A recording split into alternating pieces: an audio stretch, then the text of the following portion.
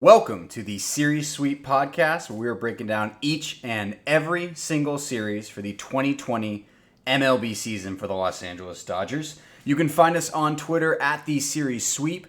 You can find us on YouTube, the Series Sweep. You can find me, your host, Eric Yulo, on Twitter at EEULAU. It's also printed about 40,000 times behind me. Yes, we did lighten up the color. That is spot on Dodger blue. I have it on good authority.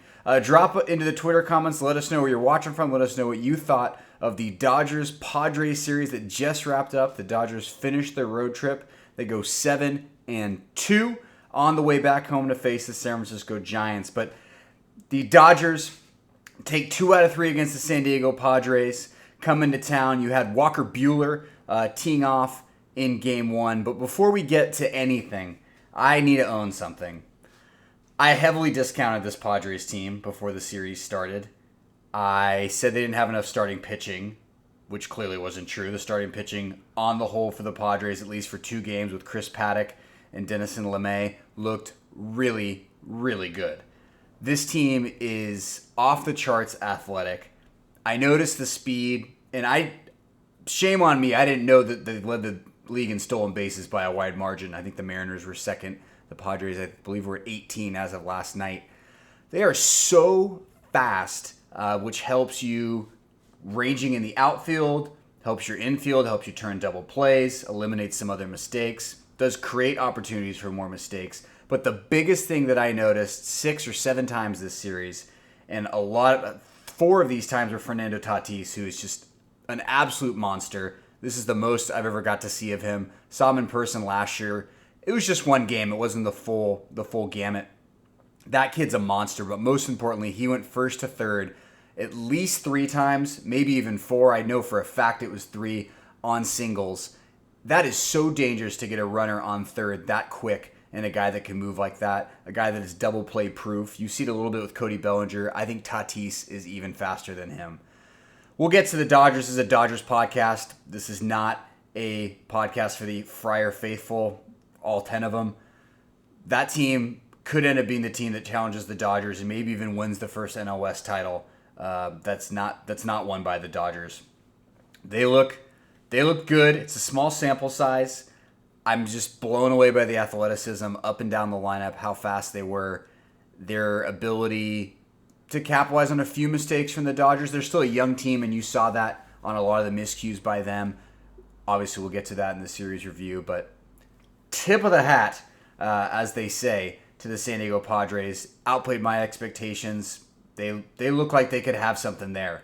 And Tatis has got to be licking his chops with what they gave Machado if they plan to keep him in town. But that kid is a monster. I can see why he was going to get some serious MVP votes last year if he would have stayed healthy. So nervous about them. We'll see him again next week. But Game 1, you had Walker Buehler. His second start of the season after his appearance against the Astros earlier in the week. Last week, I should say. He didn't look great. He looked sloppy. He gave up 3 home runs. He had, at one point, more home runs than the entire Dodgers pitching staff had given up, I want to say, in 42-plus innings. He had given up 4. The rest of the staff for the season had given up 3. He just didn't look right. I haven't seen much reporting. Maybe I haven't been looking in the right places, but I'm still mystified how he just stopped throwing during his offseason program. Now, I know some people are going to say you got to baby him because of the Tommy John, but you can't have a showing like that in a season like this, and you just can't be hanging a curveball, center cut. You're going to get hit. And with all of that said, with how poorly I thought the Dodgers played in Game 1, they still had a shot to win the game. They just tried to home run their way out of a game, which works a lot of times, like tonight with Jock Peterson. But there's going to be times you just strike out and you're not making good contact. You see the 200 batting average there for the series. Ravine Fiend 310 dropping in. Buehler is still the ace. He'll be back. I'm not doubting you. I'm not questioning you, and I'm not saying that if Game 1 of the playoffs started tomorrow, I wouldn't want Walker Buehler instead of Clayton Kershaw pitching. That still holds true. He is still the best pitcher with the most upside on this staff. All I'm saying is it's bothersome that he wasn't stretched out, wasn't ready for the season, and it shows that he's wasn't ready for the season. I hope this next start against the Giants looks good. I think it will. I think he'll come back. It's a small sample size. It's a small season. He needs to get going if the Dodgers can be at their best. Hopefully he's ready to go. Come playoff time, hopefully he's ready to go next week. Game 2 is really interesting because Game 2, the Dodgers were getting no hit through 5 by LeMay. Dustin May had an incredible performance. I think it was his best performance as a Dodger. I don't think it's even in question. The viral moment on the Machado pitch, the fastball that just screamed inside by about 1.5 feet, absolutely fantastic. I could brush my teeth for the whole 2 minutes and just watch that 10-second clip on repeat. It was incredible. But the Dodgers getting no hit through 5, the offense just squabbling around. It was not looking good. The Padres built that early lead 2-0. And credit the Dodgers and fault the Padres for letting the Dodgers weasel their way back into a game that I don't think they should have had any business winning with how well LeMay was pitching. The Dodgers started their rally on a hit by a pitch by Justin Turner. I don't know why it's so great that he now leads the franchise for hit by a pitch. It's not that incredible of an achievement. I don't know why there's a standalone video clip of it on the Dodgers. It's not very exciting to watch, but you got to sell videos, you got to sell clicks. We're all in the same rat race, I suppose.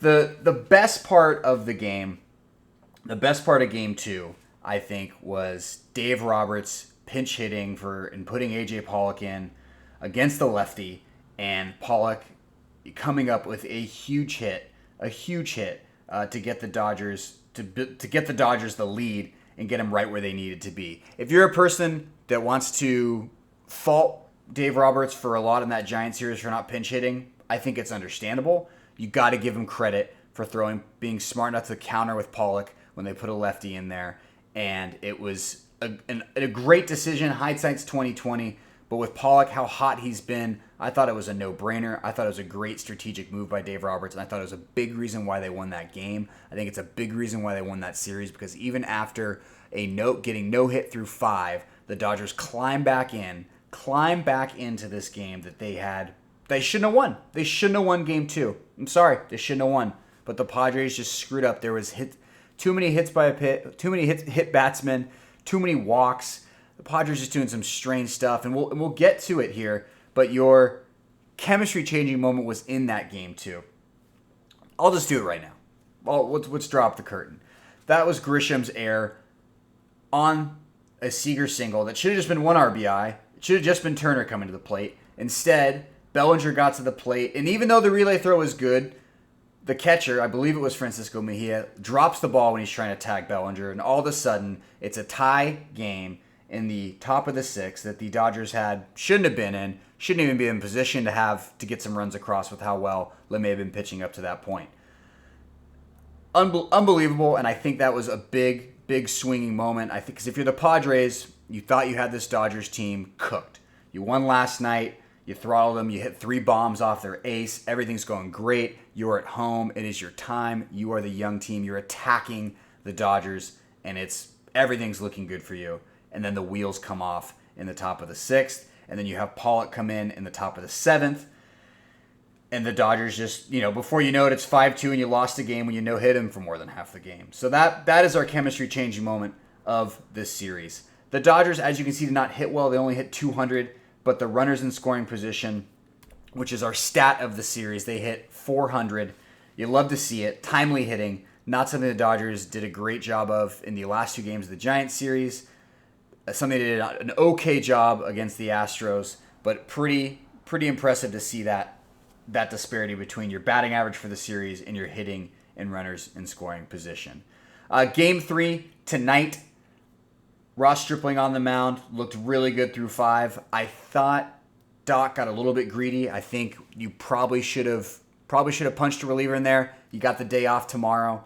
If you're going to use some of the same guys like you were going to, Blake Trinan, Kenley Jansen, that you used the night before, you should have used them sooner. I think Stripling got into trouble that could have been avoided. I know every starting pitcher wants to stay in there, Luckily, Jock gave you some cushion, so maybe you felt like you could make that decision. But it's easy.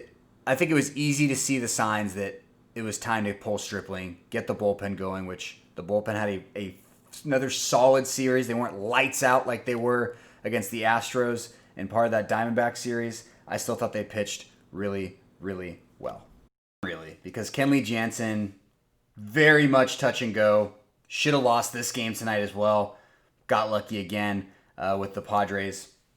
Probably making another mistake sending Grisham there. Grisham just continues to screw up. We touched on his error in center field that opened up the 2-2 tie the night prior. You shouldn't go on that single to Chris Taylor. Kenley Jansen probably owes Chris Taylor a steak dinner, maybe even a vacation. You were worried early on with Kenley about that walk. It did not look great. You saw Tommy Pham was seeing the ball really well. I think Tatis had a lot of hard hit contact. You saw Jerks and Profar, the at bat before, almost just hit a absolute bomb down the right field line. Kenley, we keep waiting for him to come back, and this isn't. Before I go on this rant, this isn't pull Kenley from the closer role. This is stop waiting for peak Kenley to come back. He's not coming back. This is what we have to deal with now. It's going to be touch and go. It's never going to be lights out like it used to be. It's not going to go back to consistently being lights out like we were so used to. And you have some other arms in there that can do it. I know we've talked about Brusdar Graterol, or as some call him, Brother Gatorade, in maybe sliding in that spot down the season. But I think there's some Dodgers fans holding out hope that Kenley's going to just return to this form. And it is so hard to be at that level of an elite, a top 2, top 3, wherever.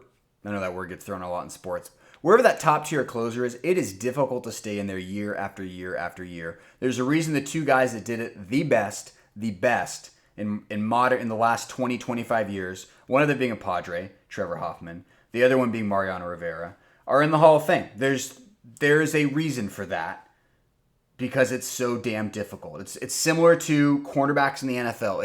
It's a tough position to be at the top of the game year after year after year. Most guys, you're going to have a 3-4 run stretch, if you're lucky, where you are up there, or maybe you're the best. But we got to stop waiting for Kenley to come back. We're just going to have to deal with the reality that he needs a 2 or 3 run lead, and we'll deal with it with playoff times if it rears its ugly head again.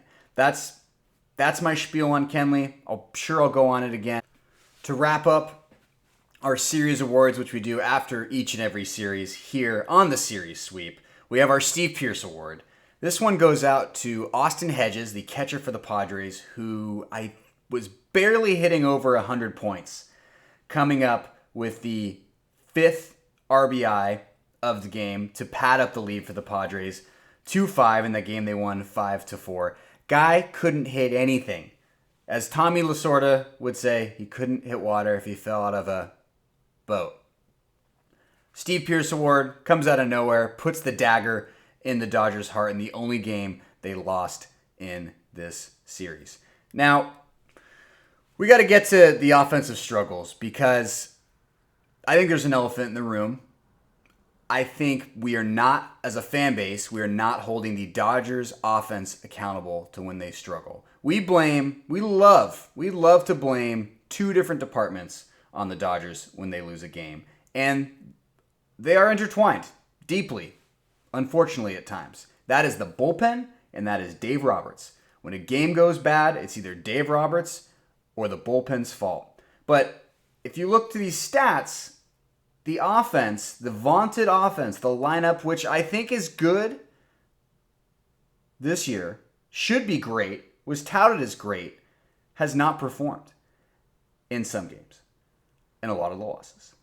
If you remember back to when we first acquired Mookie Betts, the talk was not of, well, look at how good their rotation is, look at how good their bullpen is. No. It was, look at how long that lineup is. Look at how talented it is. You have all-stars up and down the lineup. You have A.J. Pollock. You have Cody Bellinger. You have Corey Seager, who's healthy. You have Justin Turner, the heart and soul of this Dodgers team and this run they've been on. You have absolute studs. You have Will Smith, a catcher who can actually hit the ball. Who would have thought? And you're bringing in an MVP World Series champion on top of that. You have guys like Chris Taylor and Kike who can pinch hit and who know what to do and know how to conduct an at-bat. You have Max Muncy. It was all about this lineup. And this lineup, to this point, has not performed to where they should be. And we need to do a better job of holding them accountable. They're second in defensive runs saved. They're third fewest fielding errors in the league if you're a traditional fielding stats guy. There are some of you out there. Shout out. They're first in team ERA. So my point is, let's stop blaming every loss on Dave Roberts in the bullpen. Some of these losses are on Doc, and some of these losses are on the bullpen. But we should be able to score more than 3 or 4 runs in a game with how great this lineup is and how highly touted and the potential of this lineup. I think it gets left off the ledger many times after losses, this Dodgers offense not performing. Somebody to keep an eye on. You looked at Cody Bellinger in the middle of a slump. You look at Max Muncy right now in the middle of a slump. Both had instances in tonight's game against the Padres. You had Max Muncy throwing out his arms, complaining about the strike zone. He's missed so many balls over the heart of the plate, just not even swinging at him. It was mentioned on the broadcast today, his recognition of the strike zone is the worst it's ever been with the Dodgers right now. Cody Bellinger, I know he's hit the home runs. He looks a little lost at the plate. You saw his frustration with him throwing his helmet into the shelf after another bad at bat, after rolling over another grounder, after he changed his swing for why we are not quite sure. Those guys need to perform. And you saw Justin Turner. He had a nice double tonight. He's been pretty cold the last few games. Betts hasn't even been in the lineup because of the finger injury in the last game of that Diamondback series, which we'll get to.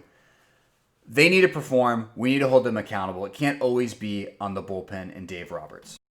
As we talked about, go back home for 3 against the San Francisco Giants. You have Julio Urias on Friday. You have Clayton Kershaw on Saturday and Walker Buehler on Sunday. Sunday is your 110. Saturday is your 610. Friday is your 640. Of course, it's the Giants and Gabe Kapler and Farhan Zaidi. So we have absolutely no clue who's starting for the Giants. Said it last time. Don't mind it. They're doing what they have to do with that roster. Some gamesmanship involved, as Dave Roberts mentioned. I'm good with it. Do what you got to do. We're just going to beat you on the field. And let's actually pinch hit when we need to. Sometimes. The quote of the series with the Padres has to come from Dustin May. I just grip it and rip it. Words to live by the strawberry-headed, tall, gasoline firearm thrower. That performance was awesome. The amount of movement on there, I think his fastball may be better than Buehler's. I think the entire repertoire of Buehler's is better than May's right now. But you saw the potential. You saw why the Dodgers were unwilling to trade him this offseason in that Mookie Betts package when it first started getting reported, as well as the Francisco Lindor deal and, of course, every other rumor the Dodgers have been involved in. May looked fantastic. But the quote, it's shirt-worthy. I'm sure you'll see some T-shirts from some organizations. Some of those Dodger websites come out with a nice grip it and rip it T-shirt from Dustin May. On the injury side of things, you have Alex Wood. He should begin throwing either through today or he's going to throw tomorrow. Edwin Rios, because of getting hit by that pitch on his toe, is still out. Supposedly need to drain it, although that is not confirmed. But ouch, that sounds like it hurts. And then you have, of course, Mookie Betts. Betts did show up and play in this series. He was a defensive substitution. He came in once in the 8th and once in the 9th. It's nice to have a defensive closer, I guess. Dave Roberts, pulling a different club out of his bag there with Mookie Betts in the outfield. I got no issue with it. I clearly wasn't at risk of re-injuring the finger. I trust the Dodgers staff there. It was. I hope we should see him in the Giants series, at least for a game or two. And if not, certainly by the time the Padres get back. But you would think if you can catch a 110-mile-an-hour line drive, you should be able to get in that batter's box. And clearly he could throw too. So regardless, he should be able to get out there and contribute for the Dodgers. And it'd be nice to have one of our MVPs back because Cody Bellinger is kind of out to lunch right now. So that will wrap up our series sweep podcast. That was Dodgers Padres. Dodgers wrap up the road trip 7-2, take 2 of 3 against the Padres, 3 of 4 against the Diamondbacks. Both games against the Houston Astros. Awesome, incredible. So you got these 3-game set. Tomorrow is an off day, and then we start 17 straight days of Dodgers baseball. Luckily for my lovely girlfriend, she will be traveling back east. She's taking care of her grandma. It's for good reasons that she's traveling. Please don't judge her, or please don't judge her in the Twitter comments. I would appreciate that. Check us out at The Series Sweep on YouTube, at The Series Sweep on Twitter. You can check me out on at EEULAU. Not much to check out. I mean, like what I'm talking about and looking at on Twitter. Thank you, Dodger fans. Another good series, another series win wrapped up in the books. We got a lot more games to go. Let's get that bullpen in order. Let's get the bats moving. Let's figure out what our plan is if Kenley goes downhill. But Walker Buehler is going to be back. We have contingency plans. I'm looking forward to this Giants series, and let's take out the trash against the San Francisco Giants this coming weekend.